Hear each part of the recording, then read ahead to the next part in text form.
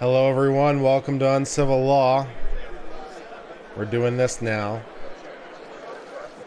They just brought in the president's cabinet. So I think the next is, they've already brought in the president's wife. And I'm pretty sure the next thing is the president himself. So this should be, next is, they've already brought in the president's wife. And I'm pretty sure the next thing is the president himself.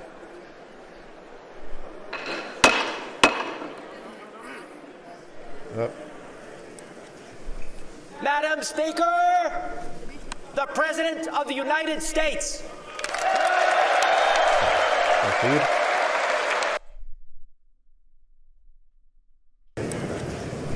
Madam Speaker, the President of the United States.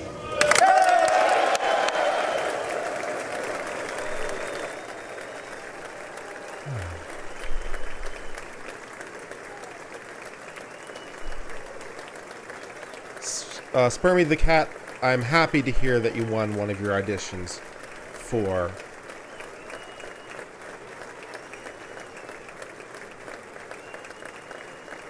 the grad school. That's very encouraging.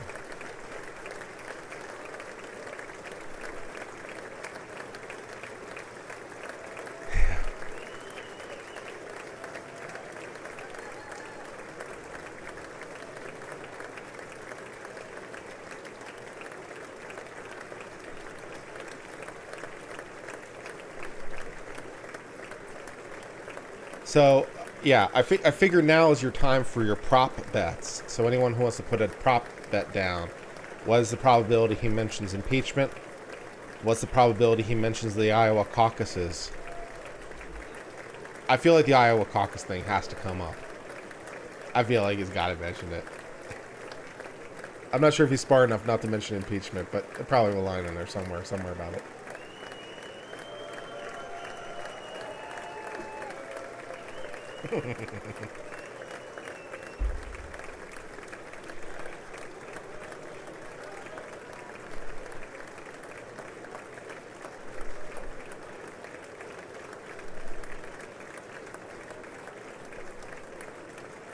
Give us 70% on Iowa.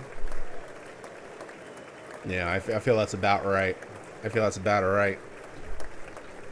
feel like, you know, you throw in some sort of like more obscured line or something about it, I think would be the way to go.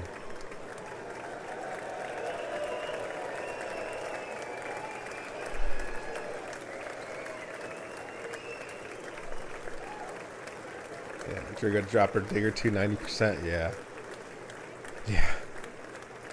We must have elections that validate the will of the people and must be able to make sure those voting results match the voter intent.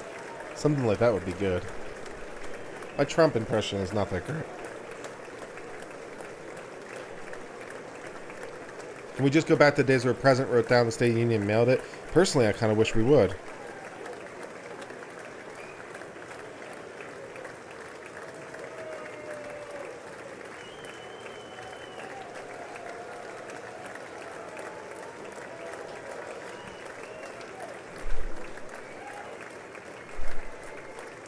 MSNBC said of Iowa caucus that Democrats couldn't organize a three-car funeral. Yes, and these are the people we want regulating and the President of the United States. She says it with a smile on her face.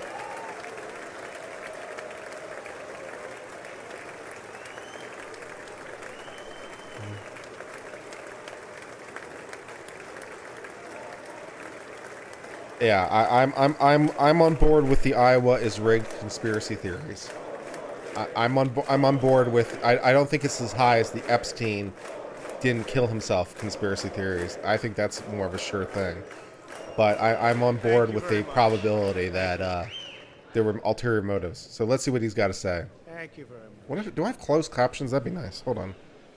Madam Speaker. Yes, I do. Mr. Vice President, members of Congress, the First Lady of the United States.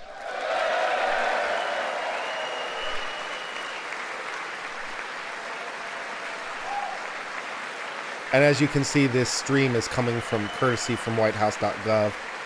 So 17 USC 105, we've got that covered. And my fellow citizens, 3 years ago, we launched the Great American Comeback. Tonight, I stand before you to share the incredible results. Jobs are booming, incomes are soaring, poverty is plummeting, crime is falling, confidence is surging, and our country is thriving and highly respected again. I mean, on the objective numbers, he's not wrong. On the objective numbers, he's not wrong. So I see some of the Democrat women are wearing white. They're doing the white suffragette thing again with the white. America's enemies are on the run. America's fortunes are on the rise, and America's future is blazing bright. The years of economic decay are over.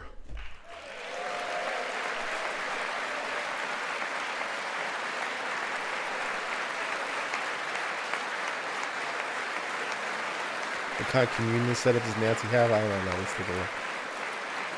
I think that's just like The inkwells days or of our something country for being pens. used, taken advantage of, I don't know. and even scorned by other nations are long behind us.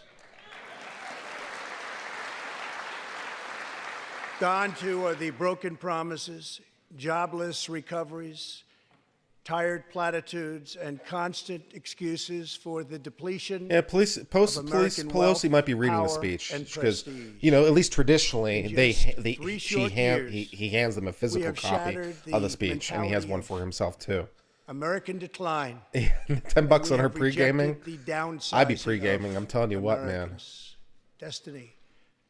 We have totally rejected the downsizing. We're moving forward at a pace that was unimaginable just a short time ago, and we are never, ever going back.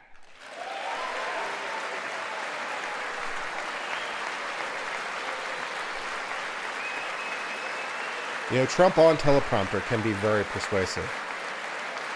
So far, he's doing well. I am thrilled to report to you tonight that our economy is the best it has ever been. Our military is completely rebuilt, with its power being unmatched anywhere in the world, and it's not even close. Our borders are secure. Our families are flourishing. Our values are renewed. Our pride is restored. And for all of these reasons, I say to the people of our great country and to the members of Congress, the state of our union is stronger than ever before.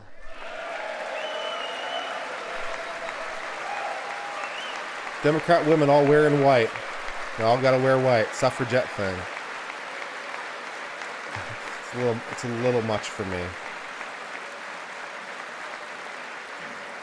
Can't smile, can't be happy. Gotta sit there The vision I and will lay out scowl. this evening demonstrates how we are building the world's most prosperous and inclusive society, one where every citizen can join in America's unparalleled success, and where every community can take part in America's extraordinary rise.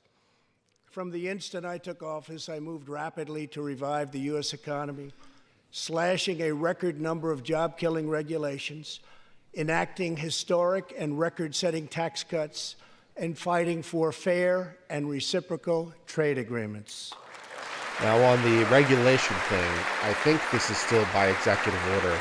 Because I remember Trump did this when he first came in, and to the best of my knowledge, it's still in place. Our agenda where for every is new regulation, they have to relentlessly strike 2 pro-worker, off the books. pro-family, So there have been a lot pro-growth, of regulations and removed most from the of books. all, Which is just as well, pro-American. because the CFO could use help. Could use a little pruning.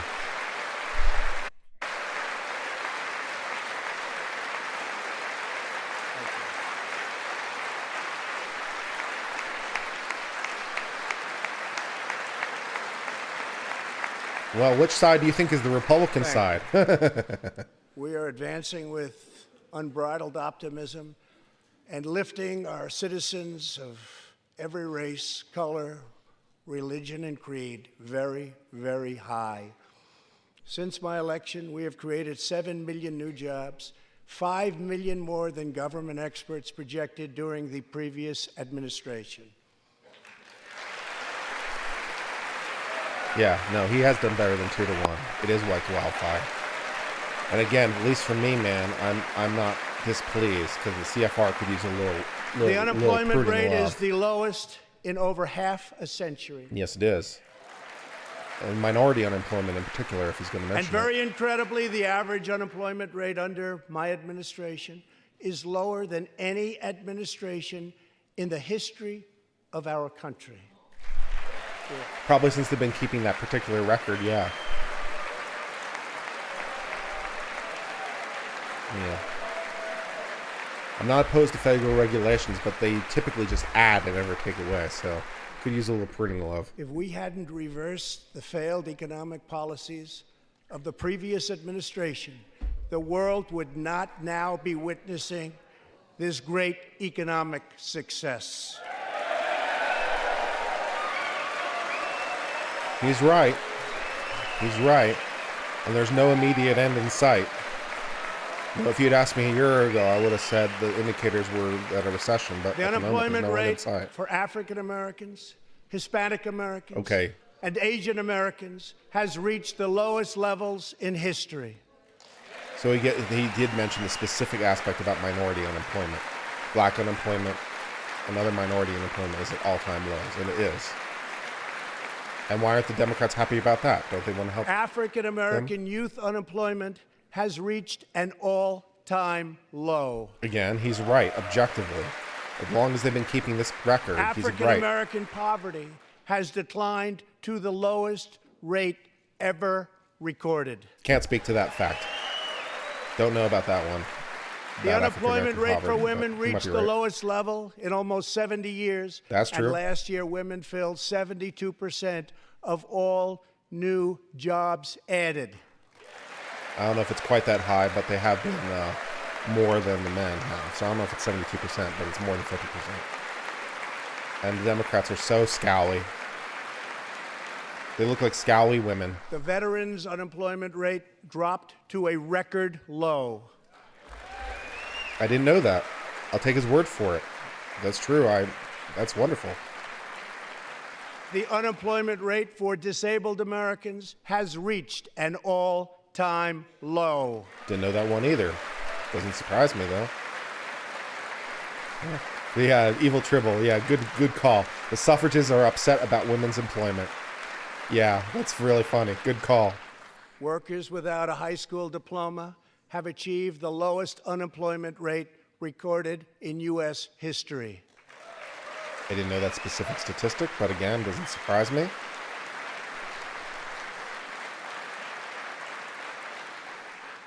A record number of young Americans are now employed.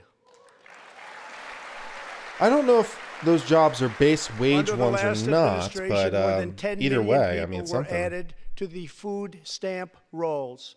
Under my administration, 7 million Americans have come off food stamps, and 10 million people have been lifted off of welfare. He's right. He's right by the numbers.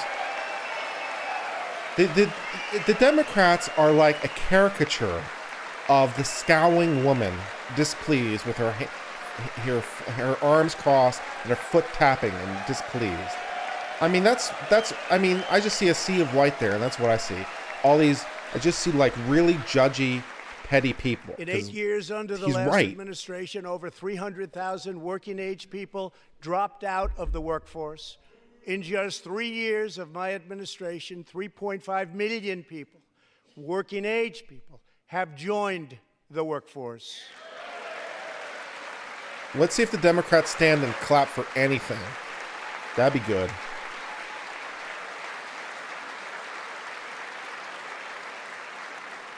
Since my election, the net worth of the bottom half of wage earners has increased by 47%, 3 times faster than the increase for the top 1%.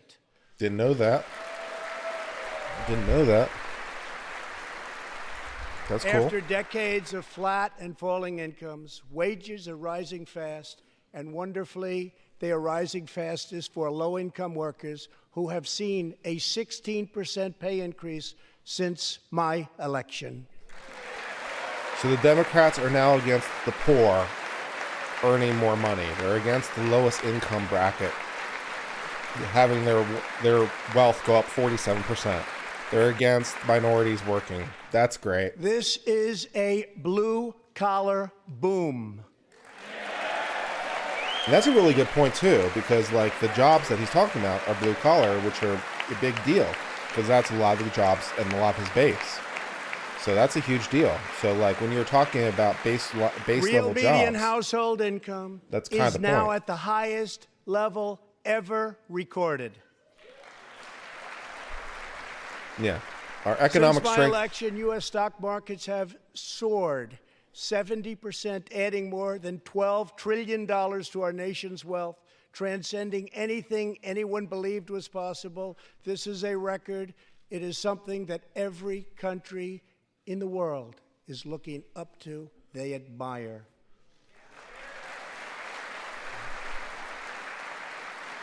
Consumer confidence has just reached amazing new highs. All of those millions of people with 401ks and pensions are doing far better than they have ever done before, with increases of 60, 70, 80, 90, and 100% and even more. Jobs and investments are pouring into 9,000 previously neglected neighborhoods, thanks to Opportunity Zones, a plan spearheaded by Senator Tim Scott as part of our great Republican tax cuts. That's nice for him to give a specific member of Congress a special shout out. That's showing a lot of love. That's nice. Give a little credit to someone else. Hey, that's good. In other words, wealthy people and companies are pouring money into poor neighborhoods or areas that haven't seen investment in many decades, creating jobs, He has a energy, teleprompter. and He has two excitement. teleprompters, as a matter of fact. He has a written copy of the speech in front of him in that binder in case the teleprompters fail, but This is the first he time has two that teleprompters. these deserving communities have seen anything like this. It's all working. Opportunity zones are helping Americans like Army veteran Tony Rankins from Cincinnati, Ohio.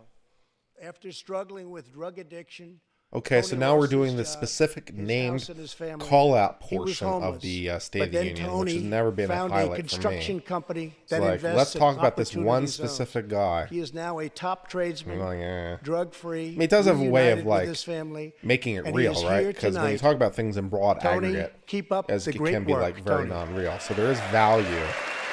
Oh, look, Nancy's actually applauding. She's not standing, but she's applauding. So we're talking about this one guy and how it helped him in particular. And it's a black guy. Nice touch.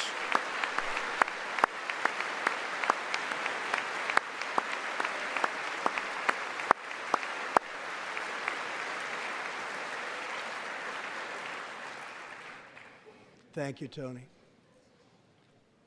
Our roaring economy has, for the first time ever, given many former prisoners the ability to get a great job and a fresh start. This second chance at life is made possible because we passed landmark criminal justice reform into law. Everybody said that criminal justice reform couldn't be done, but I got it done, and the people in this room got it done. Giving a little love to Congress, too. That's not too bad. Oh, we actually got some Democrats standing. Oh, I lost my bet to myself. I didn't think we were going to get one. I lost my own bet. But the Democrats are actually standing and applauding criminal justice reform. So they are in favor of people not being in jail as much. That's good news. Thanks to our bold regulatory reduction campaign, the United States has become the #1 producer of oil and natural gas anywhere in the world, by far. Very true. The U.S. natural gas production has been unbelievable. And it's been a massive With the boom in tremendous terms of progress greenhouse we gas have made reduction. over the past 3 years, America is now energy independent, and energy jobs, like so many other elements of our country, are at a record high. Yep. The natural gas boom has been unbelievable for the United States. Unbelievable. We are doing numbers that no one would have thought possible just 3 years ago. Likewise, we are restoring our nation's manufacturing might, even though predictions were, as you all know, that this could never, ever be done. After losing 60,000 factories under the previous two administrations, America has now gained 12,000 new factories under my administration, with thousands upon thousands of plants and factories being planned or being built. This is one of Trump's better speeches. He's doing a good job. He's delivering it well. It's written well, and he's delivering it well. Companies are not leaving. They are coming back to the USA. The fact is that everybody wants to be where the action is, and the United States of America is indeed the place where the action is. One of the biggest promises I made to the American people was to replace the disastrous NAFTA trade deal. I wouldn't describe NAFTA as disastrous for any weaknesses it has. It was a good deal. Did it need to be changed? Sure. Disastrous is a touch much for me. Unfair trade is perhaps the single biggest reason that I decided to run for president.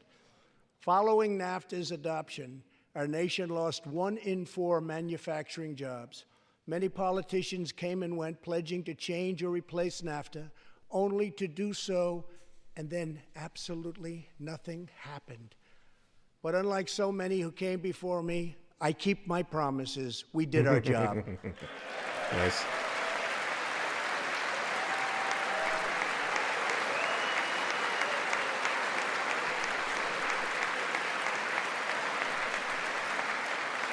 Six days ago, I replaced NAFTA and signed the brand new U.S.-Mexico-Canada agreement into law.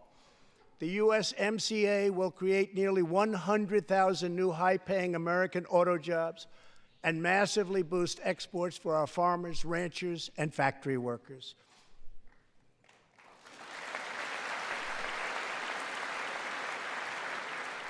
It will also bring trade with Mexico and Canada to a much higher level, but also to be a much greater degree of fairness and reciprocity. We will have that fairness and reciprocity, and I say that finally because it's been many, many years that we were treated fairly on trade.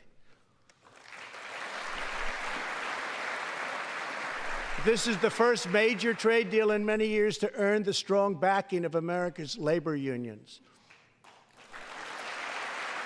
I also promised our citizens that I would impose tariffs to confront China's massive theft of America's jobs. Our strategy has worked.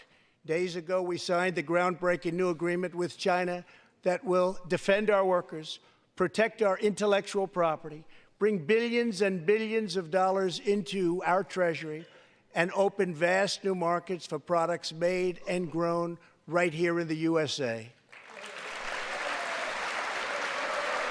I don't know about the China deal. I mean, they've signed deals that are similar to that before and kind of reneged, but we'll see if this one's going to stick a little bit. For decades, China has taken advantage of the United States. I haven't noticed which justices now we are there have yet. changed that.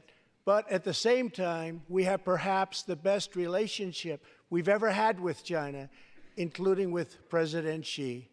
They respect what we've done because, quite frankly, they could never really believe that they were able to get away with what they were doing year after year, decade after decade, without someone in our country stepping up and saying, that's enough.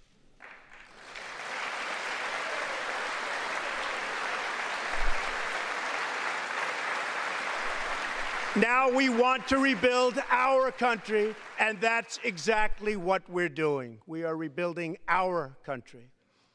As we restore American leadership throughout the world, we are once again standing up for freedom in our hemisphere. That's why my administration reversed the failing policies of the previous administration on Cuba. Okay, I don't know much about that, so he can educate me of that.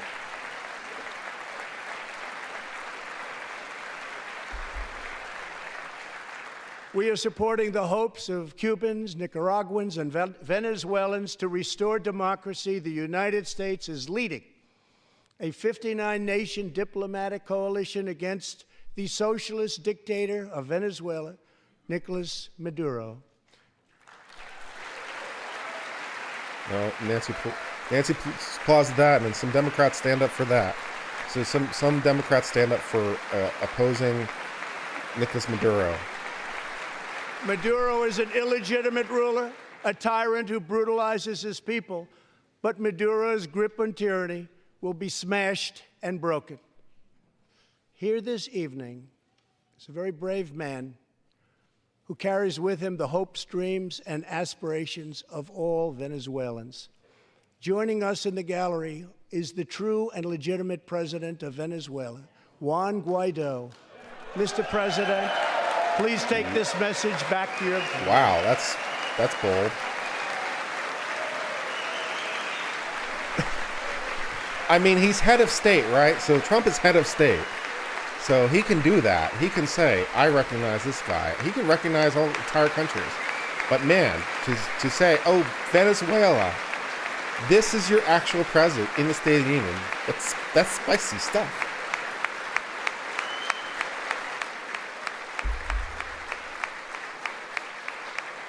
That's a slap in the face to Venezuela. Great honor. Thank you very much.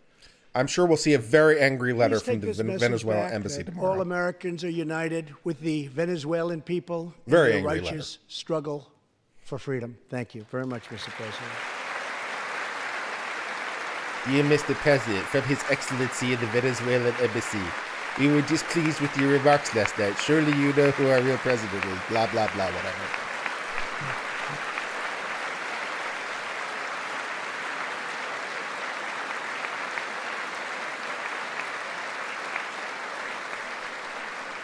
Thank you very much. Socialism destroys nations, but always remember freedom unifies the soul. Yes. I couldn't agree more. Socialism has never worked, ever. To safeguard American liberty, we have invested a record-breaking $2.2 trillion in the United States military. Yeah, I'm not sure that was such a great idea. But Congress passed the budget. You know, you can't spend money without a budget. But 2.2 trillion in the military, no.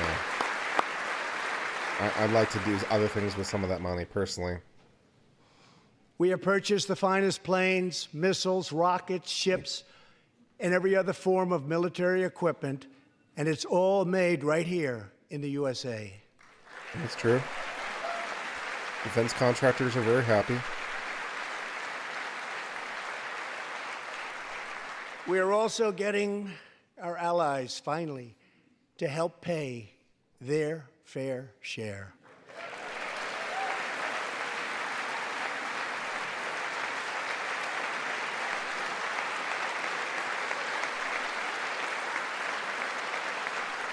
I have raised contributions from other NATO members by more than $400 billion, and the number of allies meeting their minimum obligations has more than doubled. And just weeks ago, for the first time since NATO President has Truman not been so good about the Air paying Force, their amount more due than for this 70 years coalition earlier, military we're supposed to we created have. a brand new branch of So, the United States good for him Armed getting some Forces. money out of NATO. It's called Jeez. the Space Force. Very important.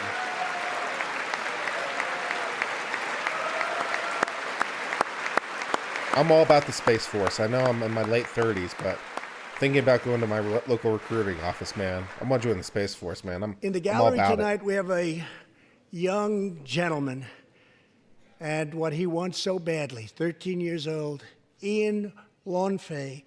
He's an 8th grader from Arizona. Ian, please stand up. Ian has always dreamed of going to space.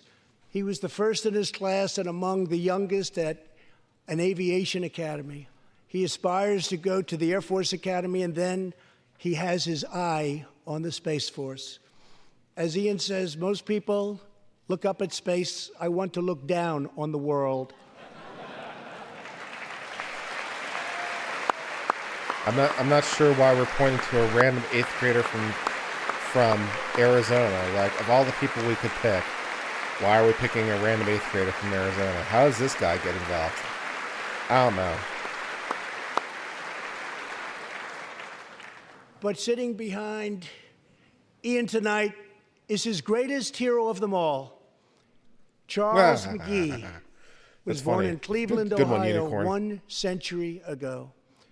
Charles is one of the last surviving Tuskegee Airmen, the first black fighter pilots, and he also happens to be Ian's great-grandfather. Oh, that's why. Tuskegee Airman in his original uniform, and it looks sharp. That is a sharp-looking uniform on a sharp-looking guy, man. Holy God, that's awesome. Wow, that's really cool.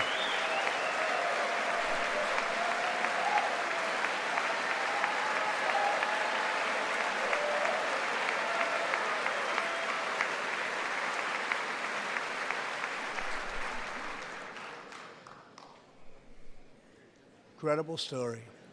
After more than 130 combat missions in World War II, he came back home to a country still struggling for civil rights and went on to serve America in Korea and Vietnam.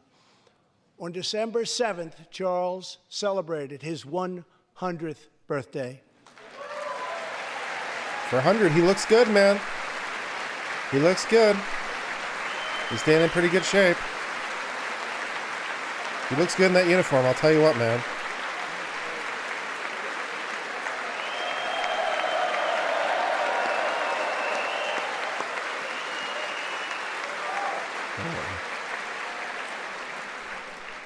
A few weeks ago, I signed a bill promoting Charles McGee to Brigadier General, and earlier today, I pinned the stars on his shoulders in the Oval Office. General McGee, our nation salutes you. Thank you, sir. That's cool. Gave him a promotion.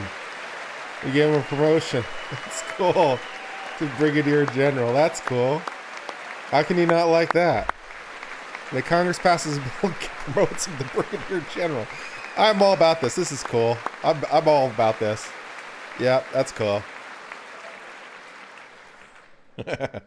From the Pilgrims to the founders, from the soldiers at Valley Forge to the marchers at Selma, and from President Lincoln to the Reverend Martin Luther King, Americans have always rejected limits on our children's future. Members of Congress, we must never forget that the only victories that matter in Washington are victories that deliver for the American people.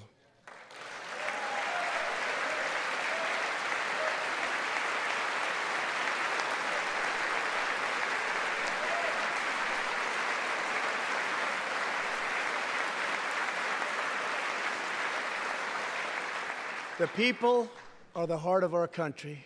Their dreams are the soul of our country, and their love is what powers and sustains our country. We must always remember that our job is to put America first. So a little bit of nationalism in there for you. Just in case you forgot, Congress, I'm a nationalist. I believe in, the United States, first and foremost. So, in case you need to be reminded, nationalism.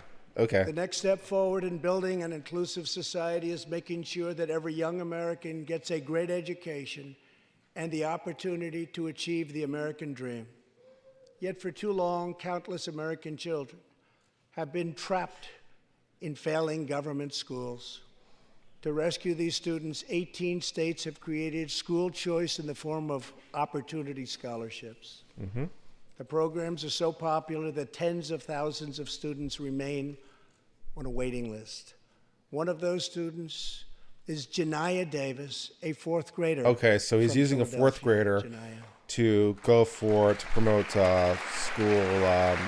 to promote charter schools and to promote education grants and stuff. So here's a black kid who's able to go to a better school because we gave her the opportunity. But it's not public school, not run by the teachers union, so the Democrats can't stand it. Janiah's mom, Stephanie, is a single parent. She would do anything to give her daughter a better future. But last year, that future was put further out of reach when Pennsylvania's governor vetoed legislation to expand school choice to 50,000 children. Janiyah and Stephanie are in the gallery. Stephanie, thank you so much for being here with your beautiful daughter. Thank you very much.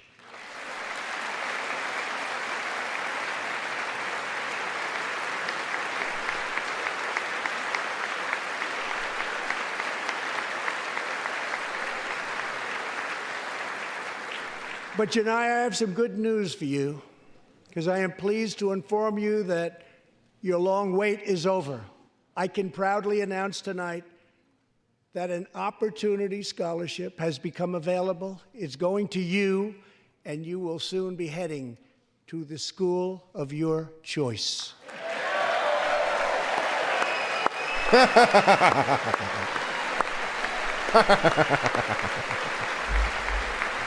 Yeah. We're giving you a choice. And Democrats salty. Democrats salty. Yeah, Democrats are standing for school choice. Democrats are standing for school choice. This Republican will stand for school choice. Now I call on Congress to give 1 million American children the same opportunity Janiyah has just received. Pass the Education Freedom Scholarships and Opportunities Act, because no parent should be forced to send their child to a failing government school.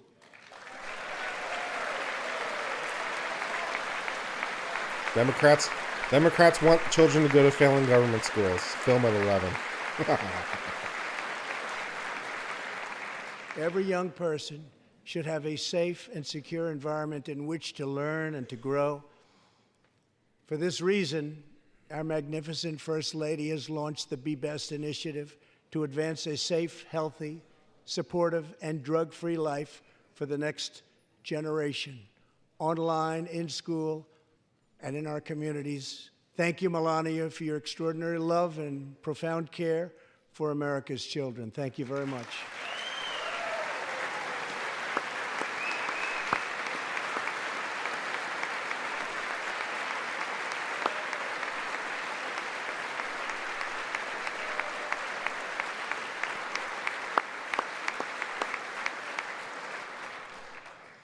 My administration is determined to give our citizens the opportunities they need, regardless of age or background. Through our pledge to American workers, over 400 companies will also provide new jobs and education opportunities to almost 15 million Americans.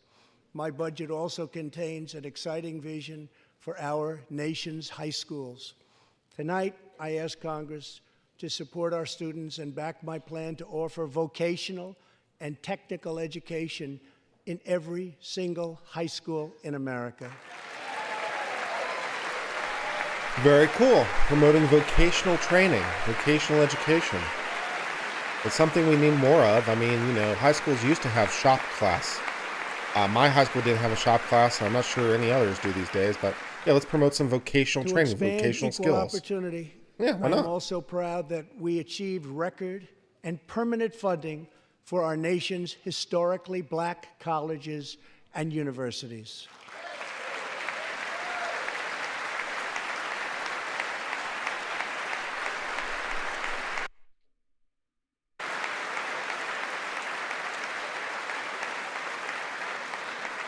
Hey, Tessa. A good life for American families also requires the most affordable, innovative, and high-quality health care system on earth. Before I took office, health insurance premiums had more than doubled in just 5 years. I moved quickly to provide affordable alternatives. Our new plans are up to 60% less expensive and better.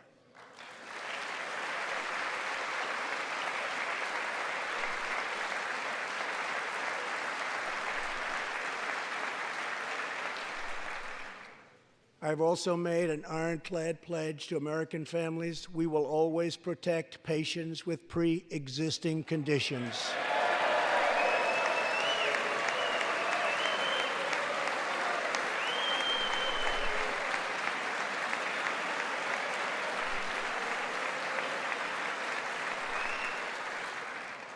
And we will always protect your Medicare, and we will always protect your Social Security, always. The Democrats don't want to stand for protecting Social Security? Okay. Democrats oppose Social Security. The American patient should never be blindsided by medical bills. That is why I signed an executive order requiring price transparency. Yeah, it's a start along the way. It's a start.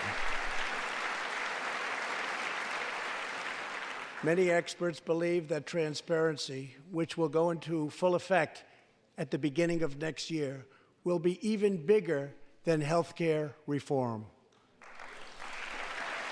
Might be. It will save families massive amounts of money for substantially better care. But as we work to improve Americans' health care, there are those who want to take away your health care, take away your doctor, and abolish private insurance entirely. Ooh, we talking about some people in the room maybe? Like maybe Mr. Sanders? 132 lawmakers in this room have endorsed legislation to impose a socialist takeover of our health care system, wiping out the private health insurance plans of 180 million very happy Americans. To those watching at home tonight, I want you to know we will never let socialism destroy American health care.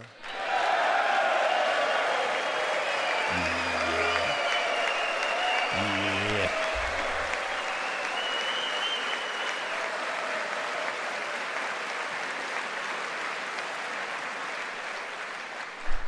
Over 130 legislators in this chamber have endorsed legislation that would bankrupt our nation by providing free taxpayer-funded health care to millions of illegal aliens, forcing taxpayers to subsidize free care for anyone in the world who unlawfully crosses our borders. These proposals would raid the Medicare benefits of our seniors and that our seniors depend on, while acting as a powerful lure for illegal immigration. Yeah, no That is joke, what is right? If you happening in give people California even and more other incentive to states. Their illegal immigrant, systems you are would totally out expect of more illegal control, immigrants. Yeah. costing taxpayers vast and unaffordable amounts of money. If forcing American taxpayers to provide unlimited free health care to illegal aliens sounds fair to you, then stand with the radical left. But if you believe that we should defend American patients and American seniors, then stand with me and pass legislation to prohibit free government health care for illegal aliens. Democrats don't like that. They believe in an infinite pool of money or something. I don't know. This will be a tremendous boon to our already very strongly guarded southern border, where, as we speak, a long, tall, and very powerful wall is being built.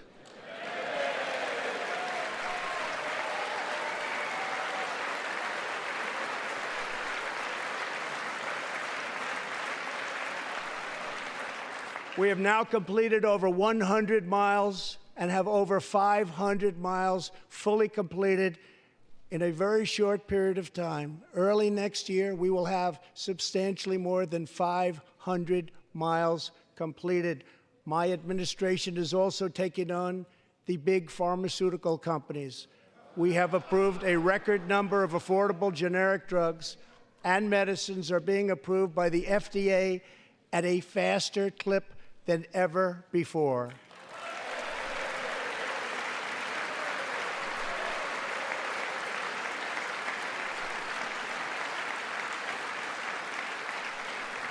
And I was pleased to announce last year that for the first time in 51 years, the cost of prescription drugs actually went down. Nice. And working together, Congress can reduce drug prices substantially from current levels. I've been speaking to Senator Chuck Grassley of Iowa and others in Congress in order to get something on drug pricing done, and done quickly and properly. I'm calling for bipartisan legislation that achieves the goal of dramatically lowering prescription drug prices. get a bill on my desk, and I will sign it into law immediately.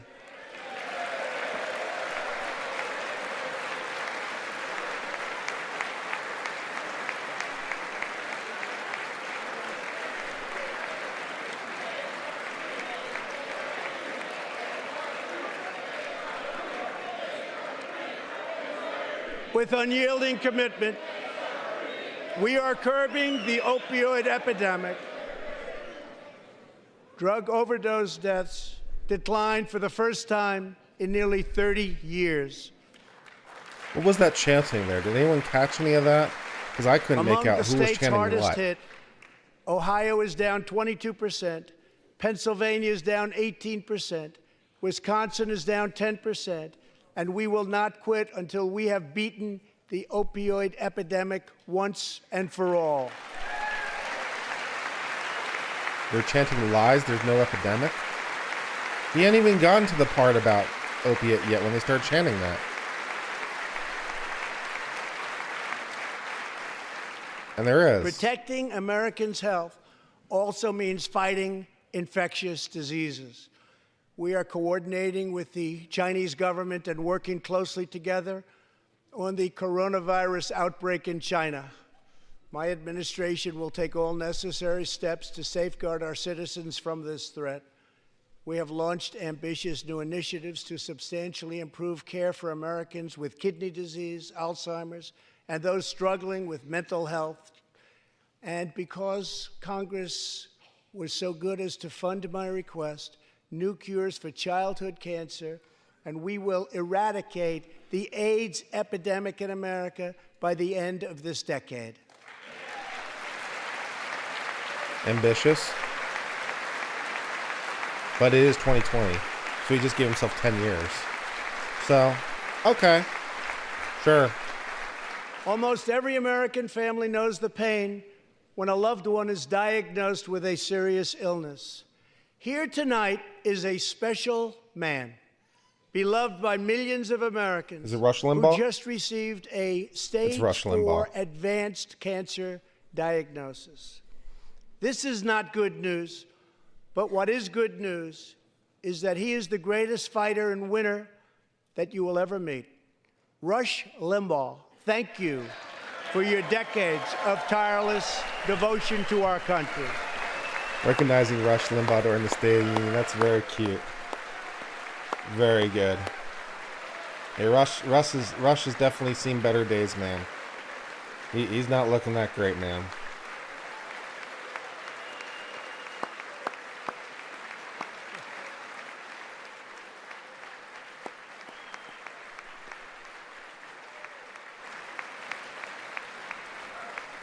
And Rush, in recognition of all that you have done for our nation, Oh, what is the this? millions of people a day Presidential medal? that you speak to and that you inspire, and all of the incredible work that you have done for charity, I am proud to announce tonight that you will be receiving our country's highest civilian honor, Presidential Medal of Freedom. Presidential Medal of Freedom. We're going to give Rush... He's shocked. He didn't see that coming. I'm here to announce you're getting the Presidential Medal of Freedom.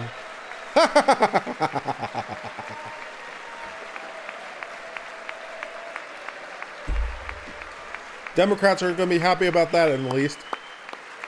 Oh, well.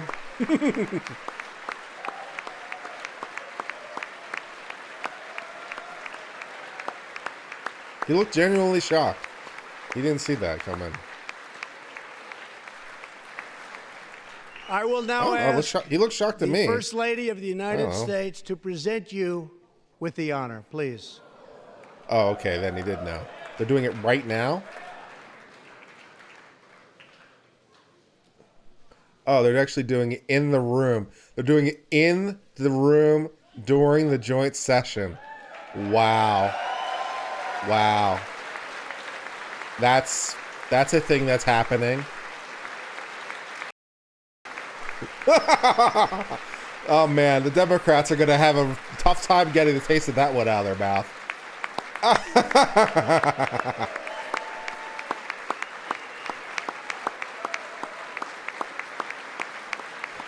Oh, that's good times. That's good times. Rush, you don't know Rush Limbaugh? He's a radio talk show host, very, very conservative radio talk show host. In many parts is responsible for conservative thought today. He is probably one of the most, if not the most responsible for conservative thought these Rush days. and He's a Catherine, major influence on conservative congratulations. ideology. So he's a Thank radio you, talk show Catherine. host. Has been in the business forever.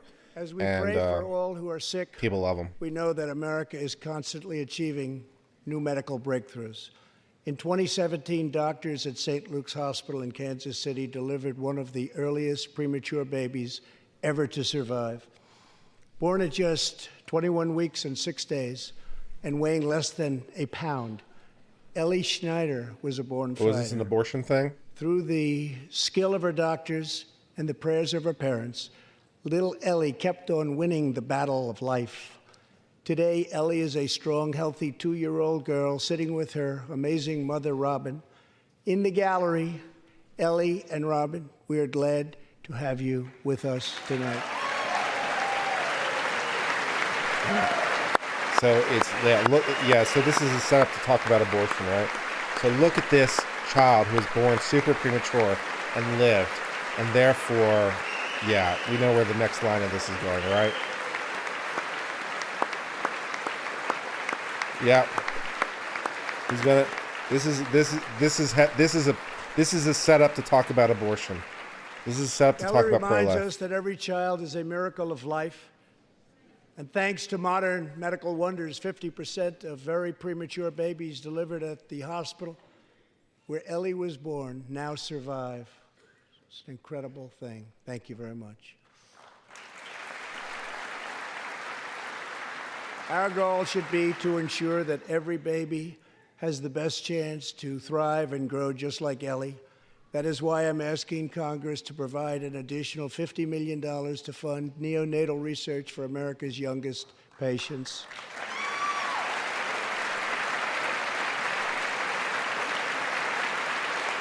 The Democrats are standing up. If he's setting them up, he's doing a really good job. That is why I'm also calling upon members of Congress here tonight to pass legislation finally banning the late-term abortion of babies. There it comes. Oh, the setup was perfect. The setup was perfect. The Democrats fell into the trap. They stood up and applauded the line immediately before, and now he says, let's ban late-term abortion. And they had, I mean, any Democrat in the room who couldn't see that coming was not paying attention, because I saw it coming. I was like, okay. I knew it was coming 2 minutes ago. And we finally got there. We got there.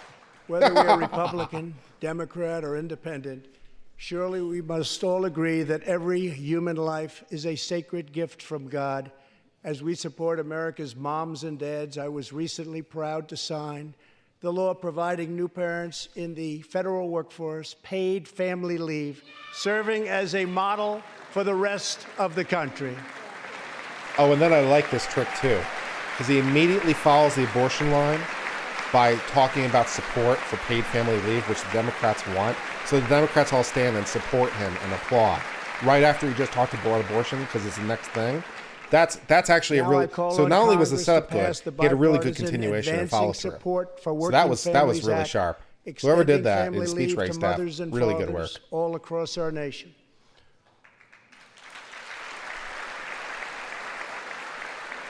$40 million American families have an average $2,200 extra thanks to our child tax credit.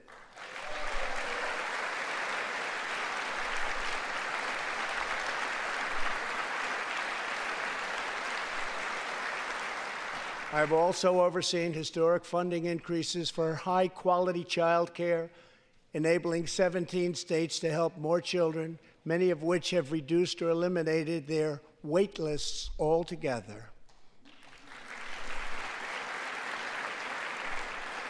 And I sent Congress a plan with a vision to further expand access to high-quality child care and urge you to act immediately.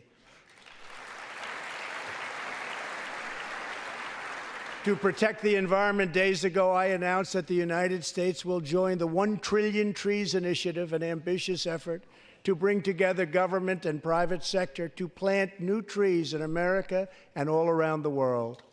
Is this the continuation of the Mr. Beast initiative? Now we're doing 1 trillion trees? Okay.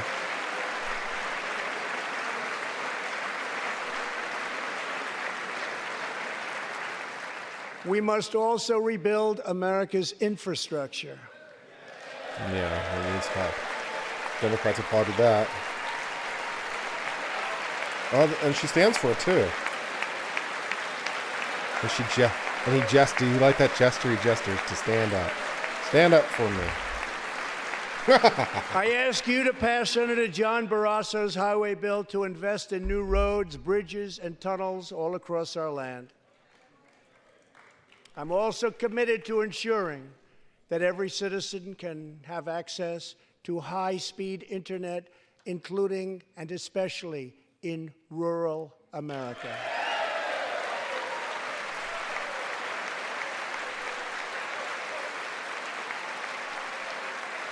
We're in favor of high-speed internet. That's good. A better tomorrow for all Americans also requires us to keep America safe. That means supporting the men and women of law enforcement at every level, including our nation's heroic ICE officers. Nice. Including the ICE officers. Democrats not going to stand for that one. Last year, our brave ICE officers arrested more than 120,000 criminal aliens charged with I assume the trees are being 10,000 planted burglaries, everywhere in the world. 5,000 I don't think he meant sexual in the assaults, United States. 45,000 violent assaults, and 2,000 murders. Tragically, there are many cities in America where radical politicians have chosen to provide sanctuary for these criminal illegal aliens. Ooh, talking about sanctuary cities. In sanctuary cities, local officials order police to release dangerous criminal aliens to prey upon the public instead of handing them over to ICE to be safely removed. Just 29 days ago, a criminal alien freed by the sanctuary city of New York was charged with the brutal rape and murder of a 92-year-old woman. The killer had been previously arrested for assault, but under New York's sanctuary policies, he was set free. If the city had honored ICE's detainer request, his victim would still be alive today. The state of California passed an outrageous law declaring their whole state to be a sanctuary for criminal illegal immigrants, a very terrible sanctuary with catastrophic results. Here is just one tragic example. In December 2018, California police detained an illegal alien with 5 prior arrests, including convictions for robbery and assault. But as required by California's sanctuary law, local authorities released him. Days later, the criminal alien went on a gruesome spree of deadly violence. He viciously shot one man going about his daily work. He approached a woman sitting in her car and shot her in the arm and in the chest. He walked into a convenience store and wildly fired his weapon. He hijacked a truck and smashed into vehicles, critically injuring innocent victims. One of the victims is a terrible, terrible situation. Died, 51-year-old American named Rocky Jones. Rocky was at a gas station when this vile criminal fired 8 bullets at him from close range, murdering him in cold blood.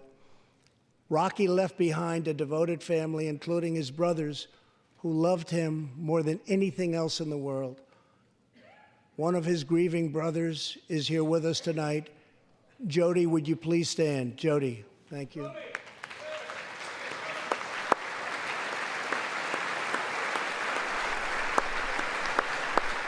Yeah, look your victim in the eye, Democrats. Look your victim in the eye, because you won't enforce the law. Jody, our hearts weep for your loss, and we will not rest until you have justice. Senator Tom Tillis has introduced legislation to allow Americans like Jody to sue sanctuary cities and states when a loved one is hurt or killed as a result of these deadly practices. So you want to create a federal law to waive state immunity as a result of their laws. It's probably workable. You can go. I mean, you have two bases: not only interstate commerce, but the federal law on immigration. Justice for Victims So of Sanctuary it's probably Cities doable. Act immediately. The United States of America should be a sanctuary for law-abiding Americans, not criminal aliens.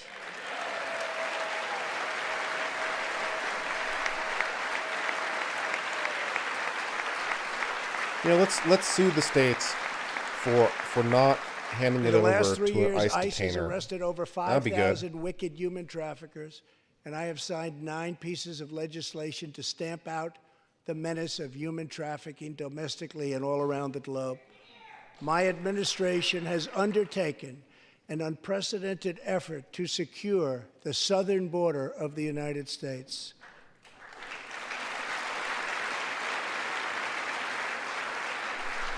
Before I came into office, if you showed up illegally on our southern border and were arrested, you were simply released and allowed into our country, never to be seen again. My administration has ended catch and release.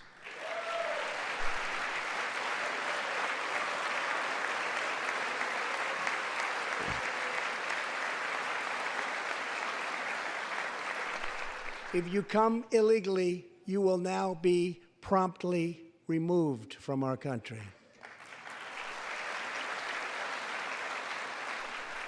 Very importantly, we entered into historic cooperation agreements with the governments of Mexico, Honduras, El Salvador, and Guatemala. As a result of our unprecedented efforts, illegal crossings are down 75% since May, dropping 8 straight months in a row.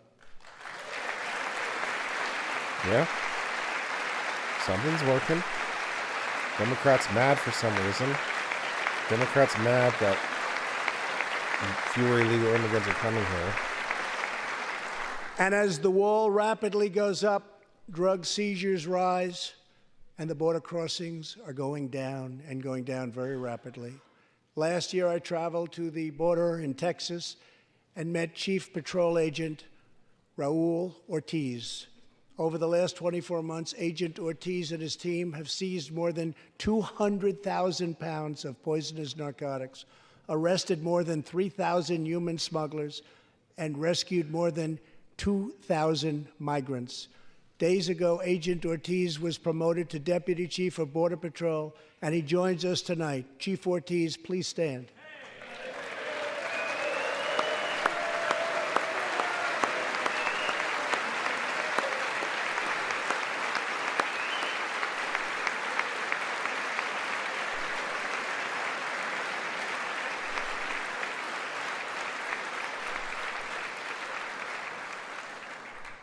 A grateful nation thanks you and all of the heroes of Border Patrol and ICE. Thank you very much. Thank you. To build on these historic gains, we are working on legislation to replace our outdated and randomized immigration system with one based on merit, welcoming those who follow the rules, contribute to our economy, support themselves financially, and uphold our values.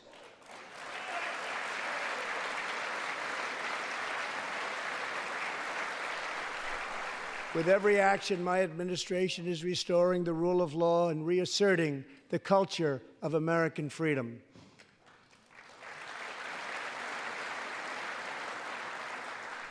Working with Senate Majority Leader Mitch McConnell, thank you, Mitch, and his colleagues in the Senate, we have confirmed a record number of 187 new federal judges to uphold our Constitution as written. This includes 2 brilliant new Supreme Court justices, Neil Gorsuch and Brett Kavanaugh. Thank you. Yeah, they have definitely appointed a lot of judges. Like a fifth of the federal bench is now Trump appointees. So they've been appointed So, okay, so Gorsuch is there, Kavanaugh is there, yeah. And we have many in the pipeline.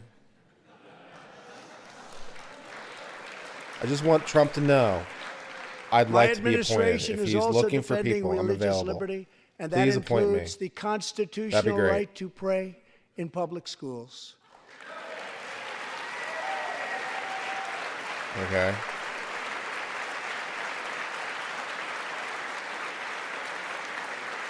In America, we don't punish prayer. We don't tear down crosses. We don't ban symbols of faith. We don't muzzle preachers and pastors. In America, we celebrate faith. We cherish religion. We lift our voices in prayer, and we raise our sights to the glory of God. Just as we believe in the First Amendment, we also believe in another constitutional right that is under siege all across our country. So long as I am president, I will always protect your Second Amendment right to keep and bear arms. Sweet. Sweet.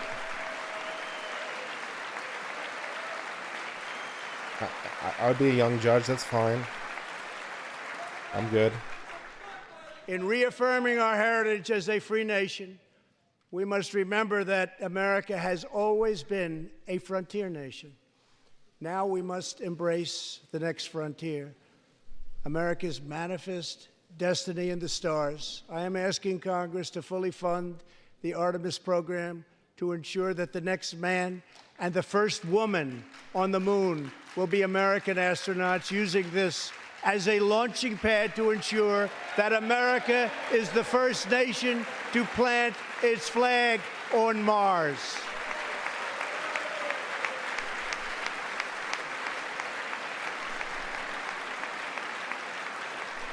My administration is also strongly defending our national security and combating radical Islamic terrorism. Nice. Nice.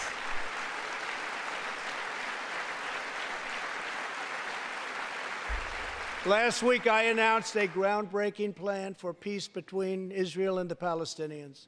Recognizing that all past attempts have failed, we must be determined and creative in order to stabilize the region and give millions of young people the chance to realize a better future. 3 years ago, the barbarians of ISIS held over 20,000 square miles of territory in Iraq and Syria. Today, the ISIS territorial caliphate has been 100% destroyed, and the founder and leader of ISIS, the bloodthirsty killer known as al-Baghdadi, is dead. Nice. Very good.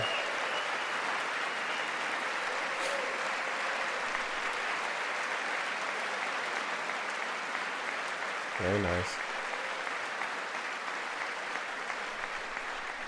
We are joined this evening by Carl and Marcia Mueller. After graduating from college, their beautiful daughter, Carla, became a humanitarian aid worker. She once wrote, "Some people find God in church. Some people find God in nature. Some people find God in love. I find God in suffering. I've known for some time what my life's work is, using my hands as tools to relieve suffering." In 2013, while caring for suffering civilians in Syria, Kayla was kidnapped, tortured, and enslaved by ISIS and kept as a prisoner of al-Baghdadi himself. After more than 500 horrifying days of captivity, al-Baghdadi murdered young, beautiful Kayla. She was just 26 years old. Oh, dear. On the night that U.S. Special Forces operations ended al-Baghdadi's miserable life, the chairman of the Joint Chiefs of Staff, General Mark Milley, received a call in the Situation Room. He was told that the brave men of the elite Special Forces team that so perfectly carried out the operation had given their mission a name, Task Force 814. It was a reference to a special day, August 14th, Kayla's birthday. Carl and Marcia, America's warriors never forgot Kayla, and neither will we. Thank you. Yeah, so that was 500 days of, yeah. Yeah, good times.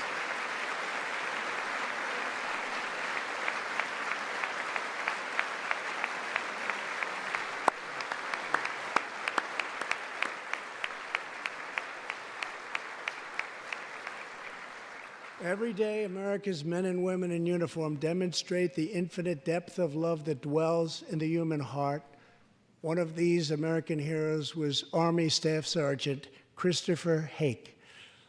On his second deployment to Iraq in 2008, Sergeant Hake wrote a letter to his one-year-old son, Gage.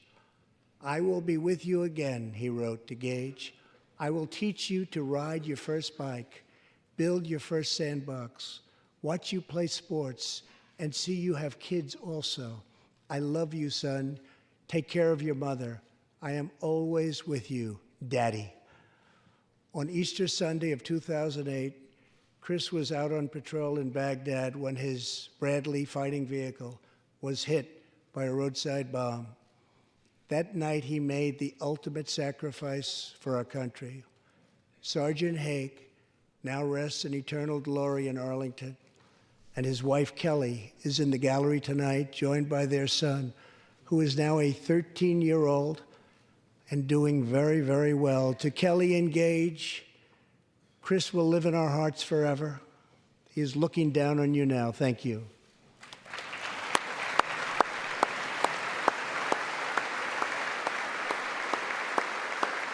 Wow. That's a lot. Okay.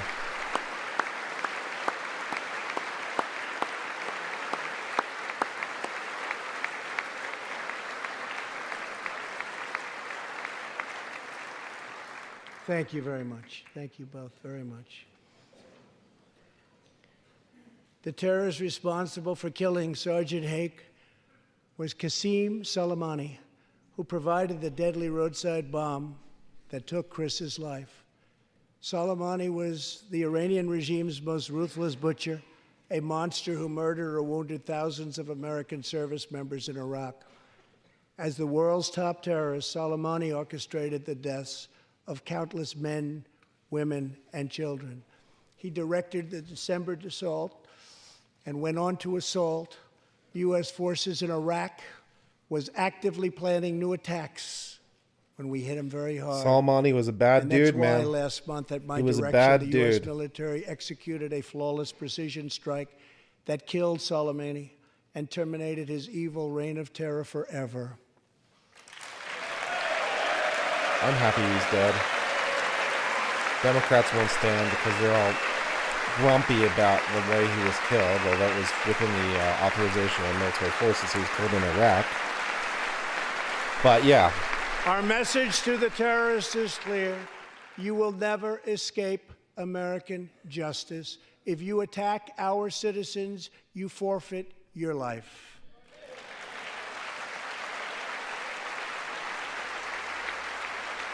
Really strong message. I love it.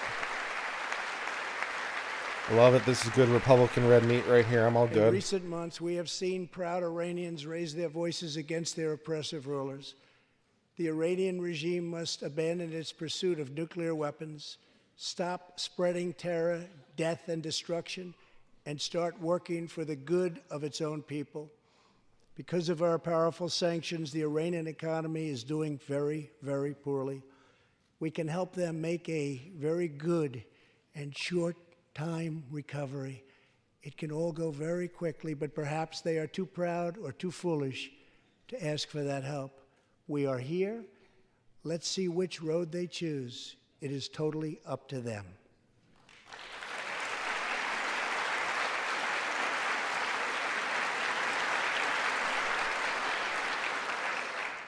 As we defend American lives, we are working to end America's wars in the Middle East. In Afghanistan, the determination and valor of our warfighters has allowed us to make tremendous progress, and peace talks are now underway. I am not looking to kill hundreds of thousands of people in Afghanistan, many of them totally innocent. It is also not our function to serve other nations as law enforcement agencies. These are warfighters that we have, the best in the world, and they either want to fight to win or not fight at all. We are working to finally end America's longest war and bring our troops back home.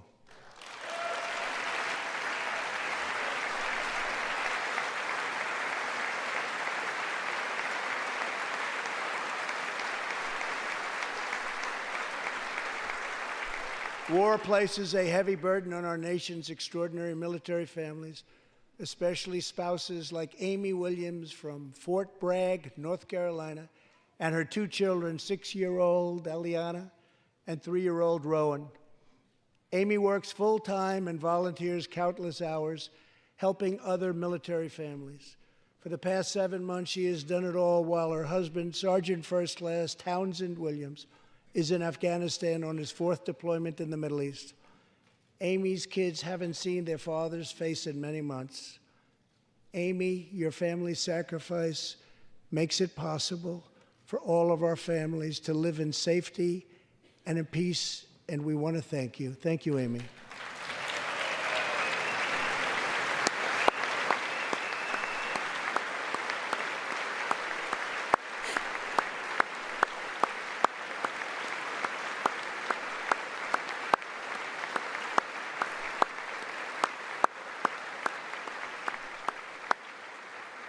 But Amy, there is one more thing. Tonight we have a very special surprise. I am thrilled to inform you that your husband is back from deployment. He is here with us tonight, and we couldn't keep him waiting any longer. Nice. One of the nice benefits of being commander-in-chief, right? Hey, send me this guy. Yes, sir.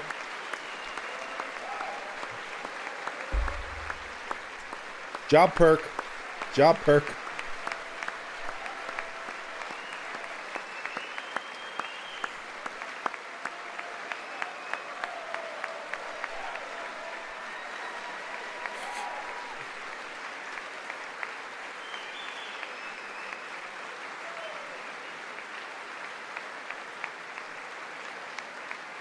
Is it theatrical? Yes. Do I care? Not particularly.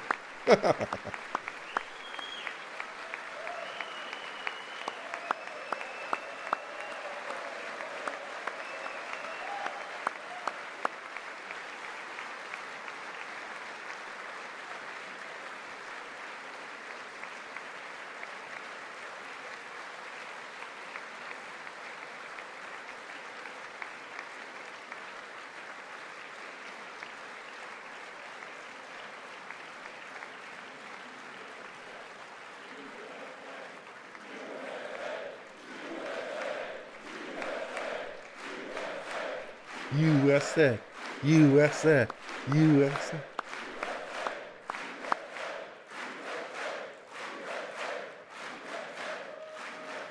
Democrats are salty. Democrats are salty over the returning war Welcome hero. home, Sergeant They're Williams. salty. Thank you very much. As the world bears witness tonight, America is a land of heroes. This is a place where greatness is born, where destinies are forged, and where legends come to life. This is the home of Thomas Edison and Teddy Roosevelt, of many great generals, including Washington, Pershing, Patton, and MacArthur. This is the home of Abraham Lincoln, Frederick Douglass, Amelia Earhart, Harriet Tubman, the Wright brothers, Neil Armstrong, and so many more. This is the country where children learn names like Wyatt Earp, Davy Crockett, and Annie Oakley. This is the place where the Pilgrims landed at Plymouth. So a little bit of American exceptionalism to end the Texas speech. Patriots made their And last also stand America's at not the an evil Alamo. place. We're a place of wonderful heroes. I love it. Yeah. So that's cool. The beautiful, beautiful Alamo. The American nation was carved out of the vast frontier by the toughest, strongest, fiercest, and most determined men and women ever to walk on the face of the earth. Our ancestors braved the unknown, tamed the wilderness, settled the Wild West, lifted millions from poverty, disease, and hunger, vanquished tyranny and fascism, ushered the world to new heights of science and medicine, laid down the railroads, dug out the canals, raised up the skyscrapers, and ladies and gentlemen, our ancestors built the most exceptional republic ever to exist in all of human history, and we are making it greater than ever before. It's good, man. It's good stuff. It's a very well-written speech. It's very well organized, very well delivered. It's like masterclass, man. It's great stuff. This is good.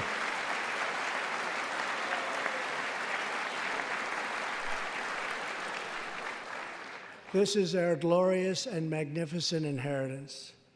We are Americans. We are pioneers. We are the pathfinders. We settled the new world. We built the modern world. And we change history forever by embracing the eternal truth that everyone is made equal by the hand of Almighty God.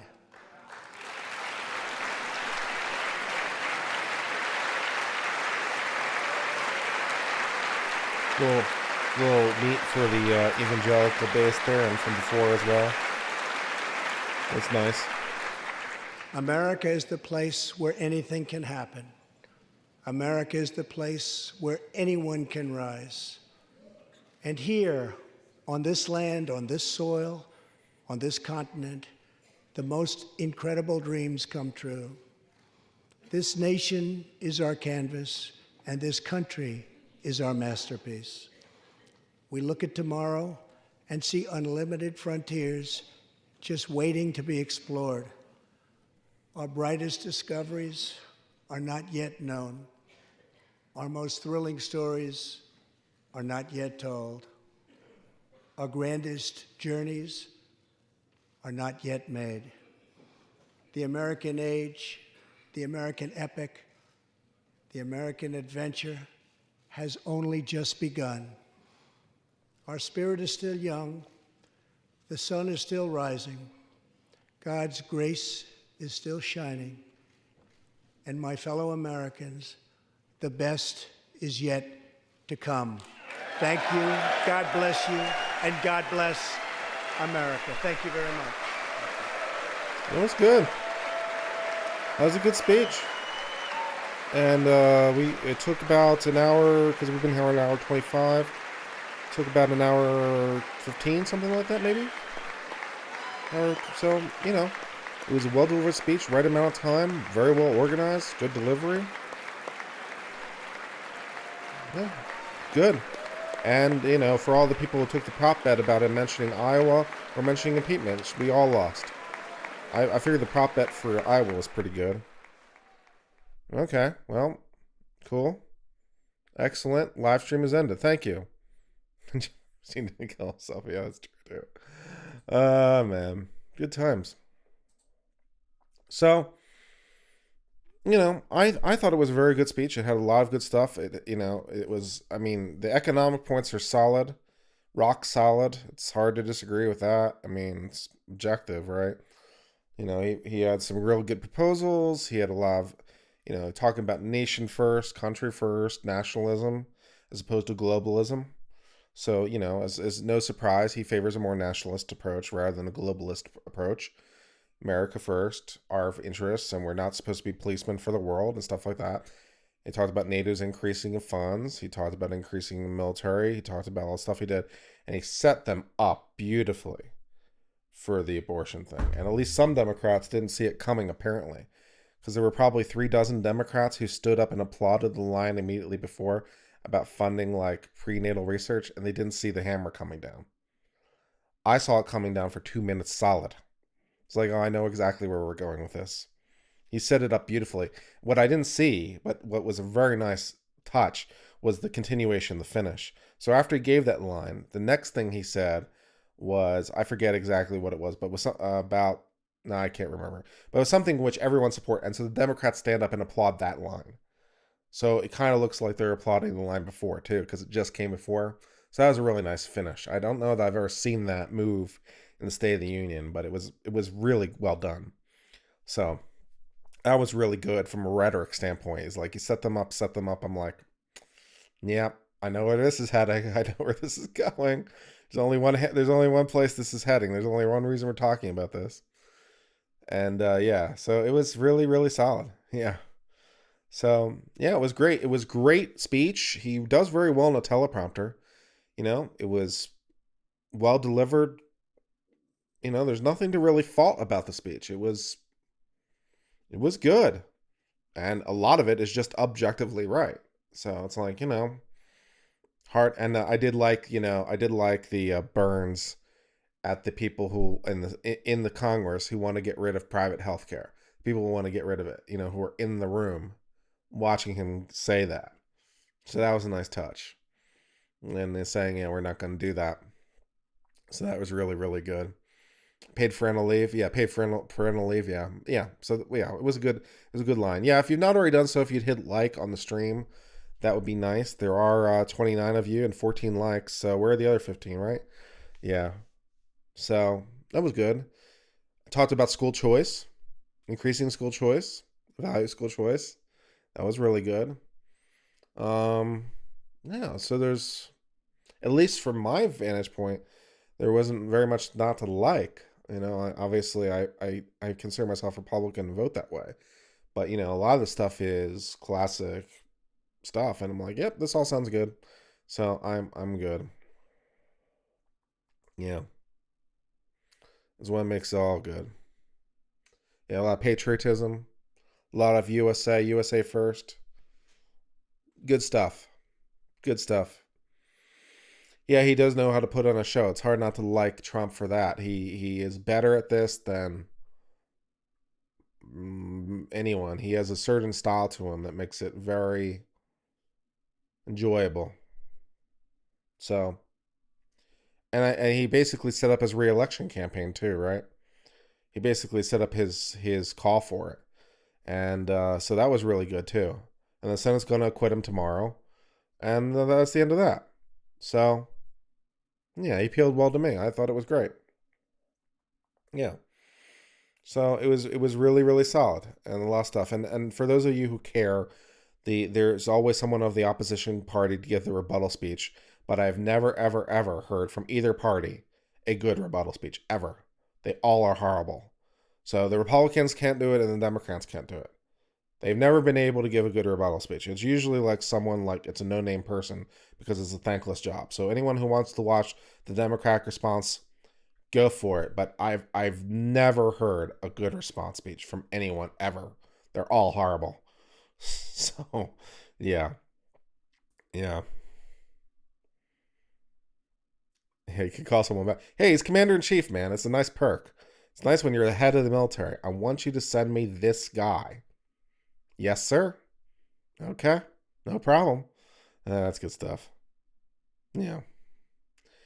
So I think Trump's odds of re-election are really, really solid. I think his odds of getting reelected are really good. The economic indicators are good, and there's no immediate end in sight that I can see. Like a year ago, as I was saying at the beginning of the stream, if you had asked me a year ago, I would have said, oh, the economic indicators look like there's going to be a recession. But now there's no economic indicators that I see. So it's like, oh, okay, well, there's just no end in sight that I can see. So, I mean, he's going on a good economy. He's accomplished a lot of goals. He's kept a lot of his promises. So, Trump 2020. I didn't vote for him the first time, but, I'll vote for him. I'll vote for him the second time. I will cast a vote for Trump the second time around. I had a lot of doubts about him when he first came on, not for the least of reasons that he was a former Democrat, and I had a lot of concerns about him being able to govern in a sufficiently conservative way. But he's been able to be, what his base expects of him, and so, he's earned my vote. So that's good times, yeah. The yield curve, but the yield curve inverted before and it didn't do something, and I'm not really like super worried about it at the moment. But that's a fair point. You know, when the yield curve inverted before, I was like, okay, that's a pretty bad indicator. But you know, it doesn't seem to be a problem at the moment. So yeah, good stuff. Anyways, I'm not gonna watch the Democrat response. There's never been a good one. No, I'm not gonna watch it. If you want to watch it, go nuts. Anyways, for all you who were able to join me, I hope you liked this latest reaction video. Tell your friends, give us a like. You know, super chats, as always, as your money allows, are appreciated. And I now have, as of today, a new feature for my channels. Next to the like button, there's something called the applause button. So you can now give super chats even when it's not live. So that's kind of cool. So you can give me applause if you like too. So there's that. Yeah, I'm not gonna watch it. It's just not worth our time. Anyways, I'm gonna sign out. Peace, guys. Later. Bye.